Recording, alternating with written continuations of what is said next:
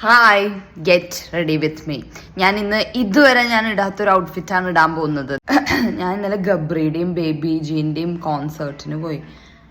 മാൻ, ഭയങ്കര അടിപൊളി. ഞാൻ ഇന്നലെ വരെ അവരുടെ ഒരു പാട്ട് പോലും പ്രോപ്പറായിട്ട് ഞാൻ കേട്ടിട്ടില്ല. അത് എൻ്റെ അഹങ്കാരം കൊണ്ടല്ല, ഞാൻ ഒരു പാട്ടും കേൾക്കാറില്ല. പക്ഷെ ഇന്ന് ഞാൻ അവരുടെ സൂപ്പർ ഫാനാണ്. മനസ്സിലായോ? ഫാൻ.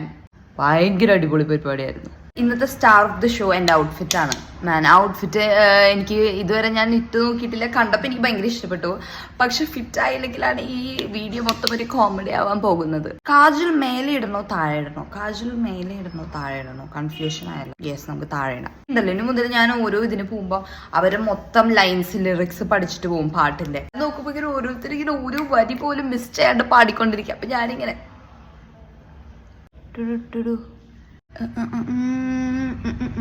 ഈ ബ്ലഷ് എവിടെന്നാന്ന് ചോദിക്കരുത്. ഇതെല്ലാം ഞാൻ പറഞ്ഞല്ലോ, ഞാൻ എൻ്റെ ചേച്ചിയുടെ നിന്ന് അടിച്ചു മാറ്റിയതാണ് ചെറുതായിട്ട്.